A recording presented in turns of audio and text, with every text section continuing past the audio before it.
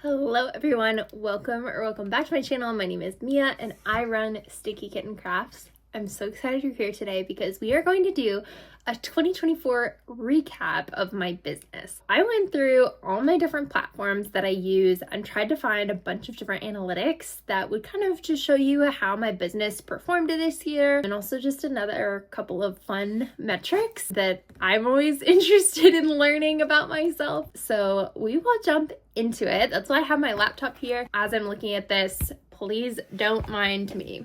So let's go ahead and dive into my 2024 Sticky Kitten Crafts year in review, or 2024 Wrapped as I am calling it based on the Spotify Wrapped. So first we're going to start with our social media presence. Social media is something that has been really difficult for me to kind of get a grasp of and really be consistent with. Just keep that in mind as we're looking through our numbers. So as a good starting point, I launched my YouTube, the platform that we're all on right now. I launched it back in February of 2024, and I posted a total of 14 videos and 6 shorts throughout the year. Throughout this past year, I gained 200 total subscribers, 8,900 views, and 1,200 watch hours. So if you are a subscriber and returning to this video, thank you so much. If you are not currently a subscriber, please hit the little button down below if you are interested in seeing more content about my business and kind of how I run it. And I also do a lot of market recap videos and kind of talk you through a lot of the data analytics of what happened at each of my markets. The next platform we will talk about is Instagram. I will say my Instagram is probably my most neglected platform, if you will, mostly because I just don't get a lot of engagement on there. I launched my Instagram back in December of 2022. I have a total of 121 subscribers, and I have posted 39 times throughout 2024. I couldn't get a lot of better analytics. The Instagram platform only lets you look back at 90 days. So I couldn't get a lot of engagement analytics like I have with some of the other platforms, but I'm hopefully gonna be kind of gathering all that data month to month so you guys are able to see kind of at the end of the year how my Instagram performed, and hopefully my numbers will be a lot better. But again, I feel like I kind of don't post on Instagram just because I don't get a lot of engagement on there, and it just hasn't really been that fruitful for me. So with that being said, the one I posted on probably the most is my TikTok. I launched that back in May of 2023, and at the end of 2024, I had a total of 937 followers.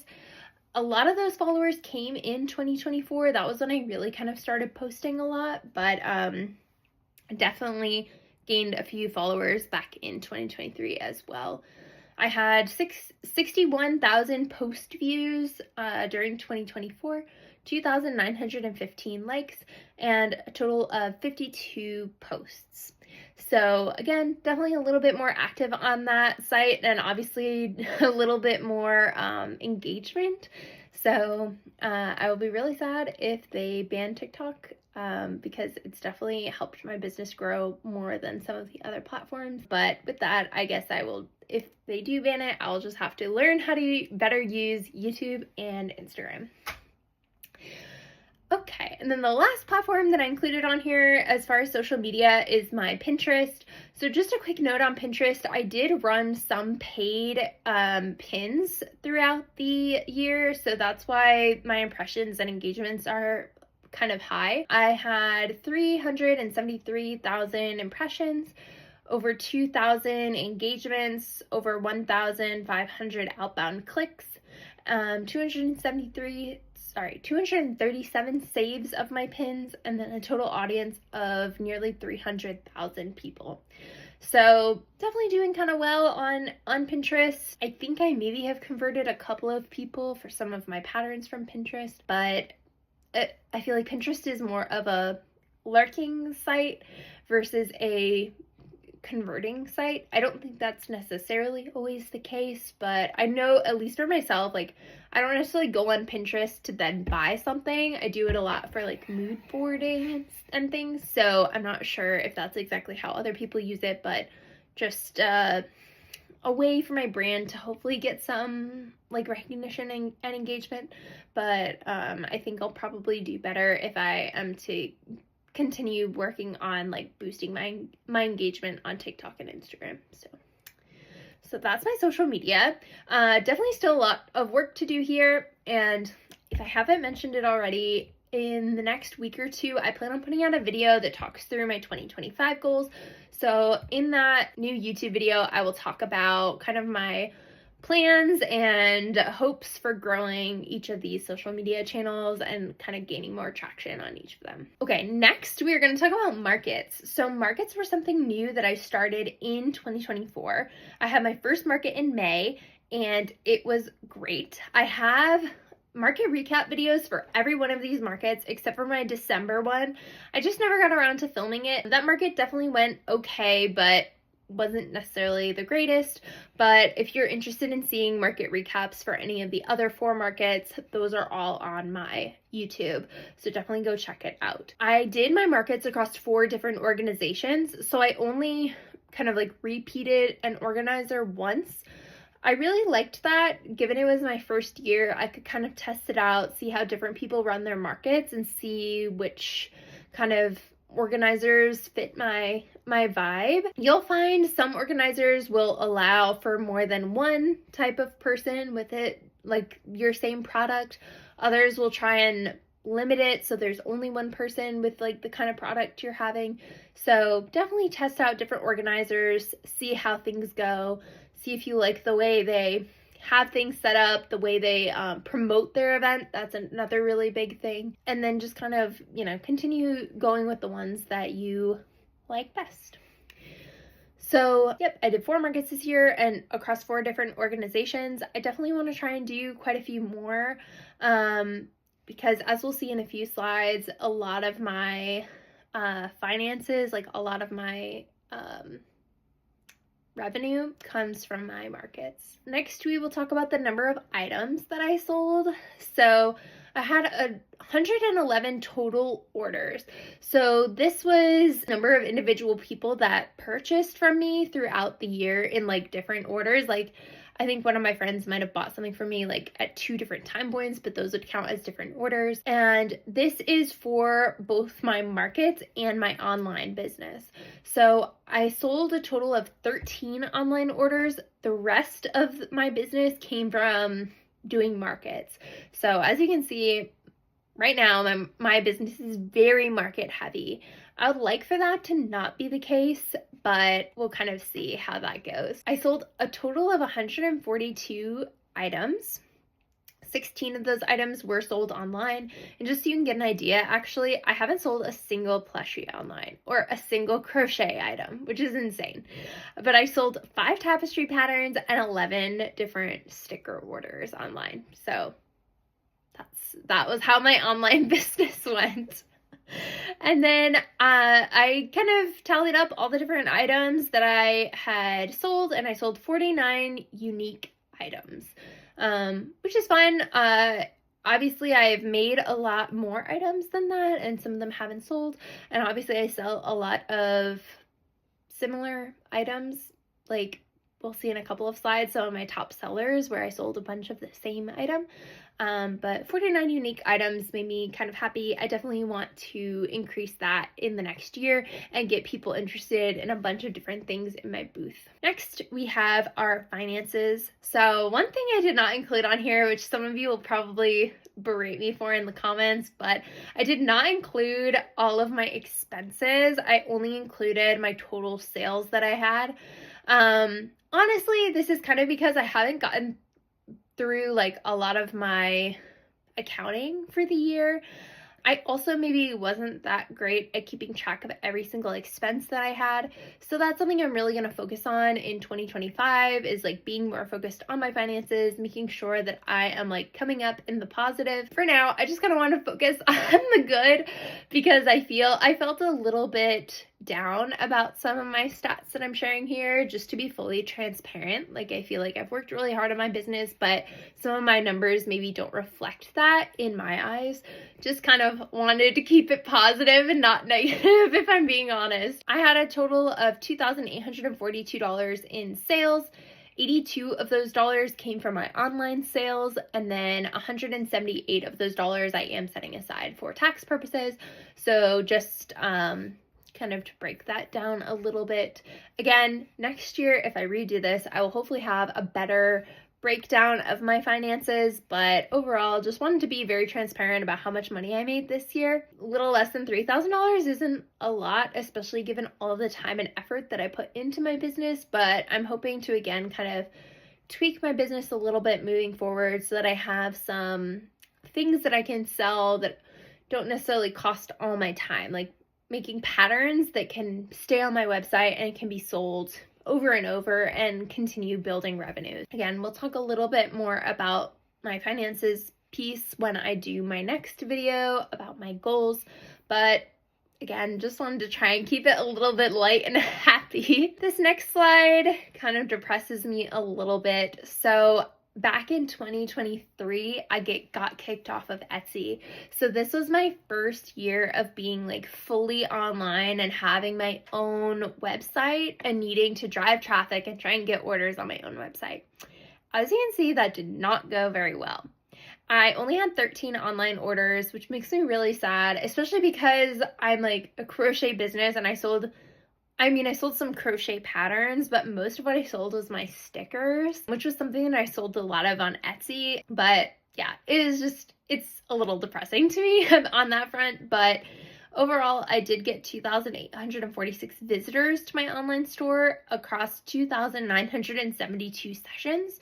So definitely people are kind of coming back and visiting my store, which is really nice. I had 272 sessions coming from Pinterest. Like I said, I did do some paid ads to try and drive traffic to my site. Those didn't really turn out for me, but I tried that as a strategy this year. I also had 44 sessions from Reddit. These actually came from a post that my fiance made on a blog about the Honda Civic Si gear shifter. He had a Civic Si and it had this gear shifter that had metal on the top, so you would burn your hand pretty often when trying to like shift gears if it was really hot or sunny out. So I made him a little gear shift cover and he linked out to it from a Reddit post, which was really sweet of him. I think I maybe got one person to buy one of those when I had it on my Etsy, but didn't get any conversions from his like post on Reddit. And then I also had 37 sessions coming from Instagram. Definitely a lot of work to do here, but I don't want to be too down on myself because I still think this is like I don't want to say it's pretty decent for a first year because it's really not much, but it is what it is and we can grow from here. We have a good jumping off point and we can like continue to grow and be better. So the next couple of things are more fun, upbeat, exciting slides, I think. So I purchased most of my patterns from Etsy. I really like to support other creators.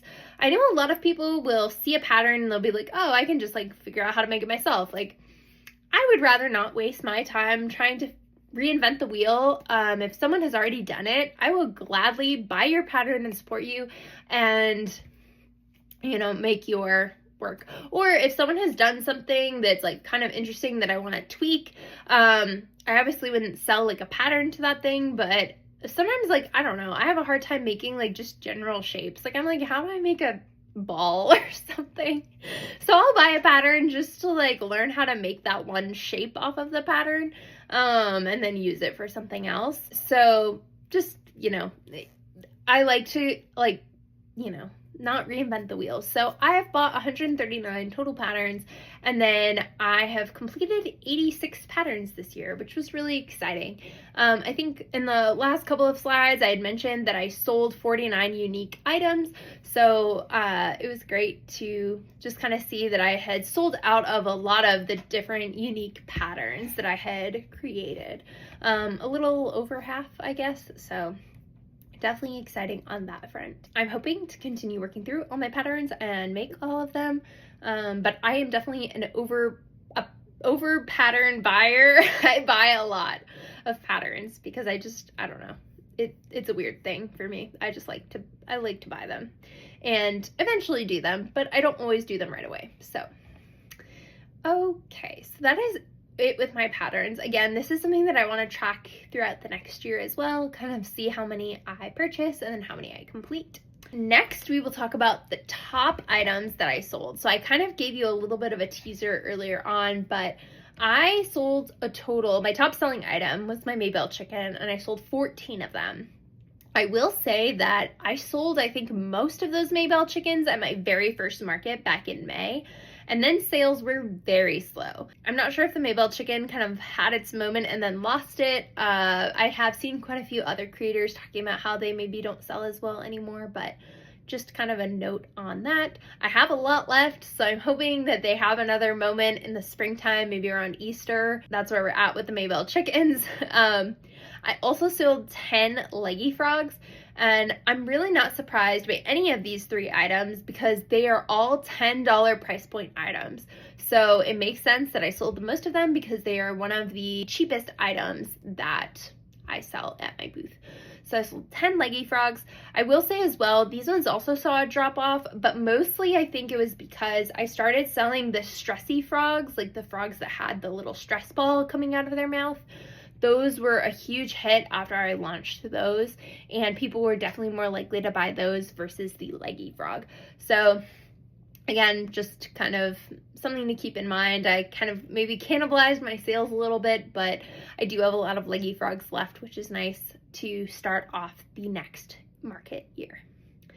And then last thing, so I actually launched the claw machine at my booth in October. So this is a very late addition to my booth, but it definitely did really well. I sold 9 claw machine keychains, and again, I did it $10, play until you win. So definitely did really great on that front. Really excited about that. And I'm definitely excited to see how it will go when I bring it back to some of my markets that have a lot more children. One of my markets that I did twice last year, so there was one market that I did from the same organizer 2 different times. That one is at a brewery, and there are a lot of kids there running around, and I think this claw machine will be perfect for that venue, but I haven't gotten to test it out there. So we will see how it does next year. I'm really hoping that I can like tick up some of these numbers or get some new top items. I'm excited to kind of revamp my offerings and, you know, do some new stuff. So we'll see what our top items are next year. Next, I wanted to walk you through some of my most expensive items sold. So I'm saying this with a plug of, if you make really nice stuff, but it's more expensive, don't be afraid to bring it to your booth because people will notice the quality and they will still want to buy it. Now, it will move much slower than your smaller price point items, like those $10 or $12 items, but people will still buy them. So I had this mini Coochie Kopi. I had made him for my very first market, and he sold at that very first market for $150. Someone who loved Bob's Burgers was like, I need him, and bought him.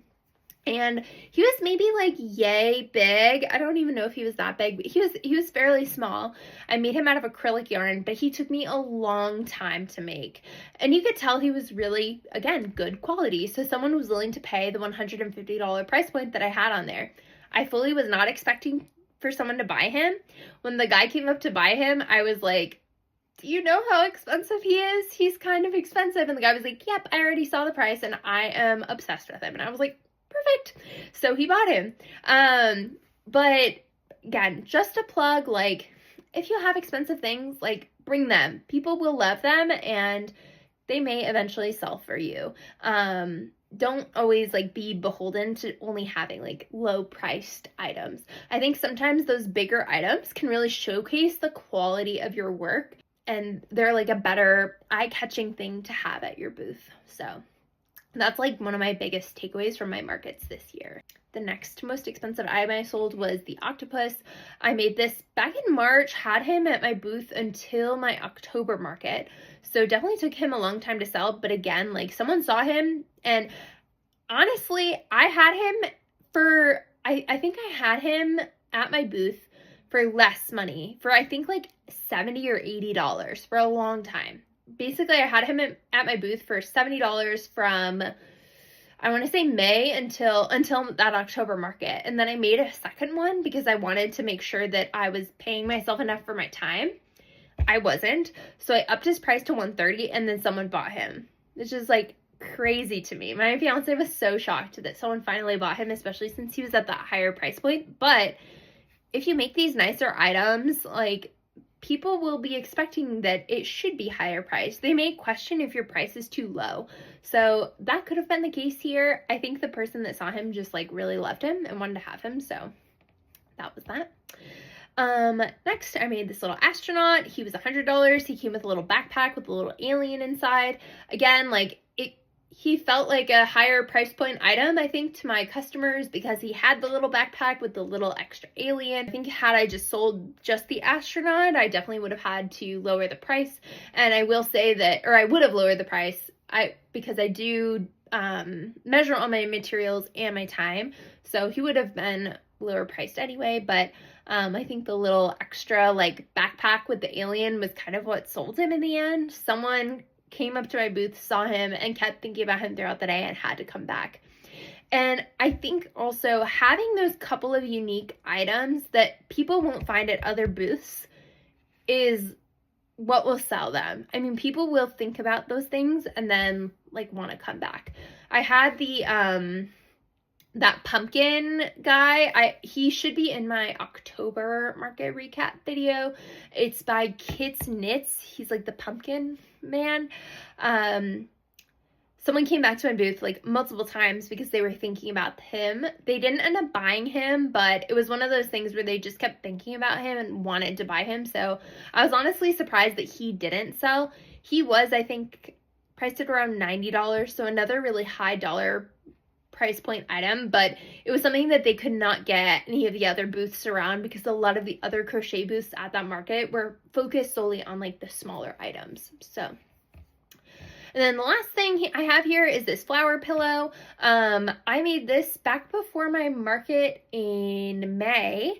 The one pictured here is actually the one that I have on my couch currently. The one that I sold had a slightly different color palette, but very similar. I sold this for $100 and honestly, again, was really shocked that someone bought it. This guy came up to my booth and was like, hey, what's the nicest item you have here? And my fiance was like, oh, look at this pillow. And the guy was like, I'll take it. Yeah, it was a great buy for him. And I was really happy to finally get rid of it because it had been sitting in my inventory since May. So, and that sold finally in December. So again, sometimes these things take a long time to move, but totally worth it. And again, I think they really show some of your craftsmanship if you make these like really nice items that, you know, may not be for everyone, but someone will eventually really like them. All right, we are at the last slide. This was one of the more fun slides that I tried to put together. So I went through all of my receipts and all of my bank statements and was trying to figure out how many trips and skeins of yarn I bought in the year. So I think in total, I think it was more than this. I took this number from the number of receipts I had. I think I probably took closer to 40 trips to the yarn store. And I think I bought somewhere, again, probably above 325 skeins of yarn. I know for sure I bought 325 skeins because that's how many I have receipts for, but I definitely know there are some receipts that I either lost or got sent via email or something. So this is a stat that I'm going to track more closely this upcoming year. I was thinking that 325 skeins was like a lot, and it is. Don't get me wrong, it is, and that's a lot of money. But I saw someone post a video the other day where they had just bought like 125 skeins of yarn in that week, and I was like, oh my god, that's like a third of what I bought for this last year. And granted, it may take them a good couple of months to get through all of that, but I just thought it was funny because as I was looking at this number, I was like, oh my god, this is so much, and it probably is to a lot of you, but yeah, it was just funny to see someone posting that they had just bought like 125 in one order. So So that wraps up our 2024 Wrapped. I hope you enjoyed these statistics. I enjoyed definitely going through them and just kind of seeing how my business did in this last year. Again, I'm really encouraged about how well I did at my markets and just kind of the general traction that I got from trying to sell in those venues, but definitely want to try and build out my online presence and build out my store sales over the next year. So definitely need to continue working on a plan for that. But like I said, I started thinking about all of my 2025 goals, and I'll be posting a video in the next week or so that really talks about what my goals are and maybe my plans for trying to do some of those. Some of my plans are a little bit like a lot different than some of the things that I do currently.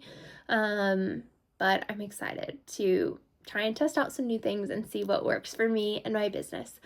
So with that being said, I really hope you liked this video. I hope it was helpful for you, especially if you're another small crochet artist that is trying to start up your business or has already started up your business. Just to give you some like metrics of like how things are going. Like I think that you can watch a lot of YouTube creators and feel like they're making a lot of money all the time from doing crochet, but it's a grind. It's really, really hard. And I think that showing you all of my numbers really solidified that for me and made me rethink a lot of my strategies and what I'm doing. I hope this was helpful. If you like this video, please don't forget to give it a thumbs up. Please don't forget to subscribe as well. And if you have any suggestions for me, please, feel free to reach out and let me know. You can also follow me on some of my other platforms. I share a lot of content about my kind of day-to-day life on Instagram and TikTok, so you'll get a lot of that there, versus on here I do a lot of my market recaps and talk a lot more about kind of how my business is doing. So I hope you all have a great rest of your day. Thanks so much for tuning in, and I hope to see you in my 2025 goals video next week.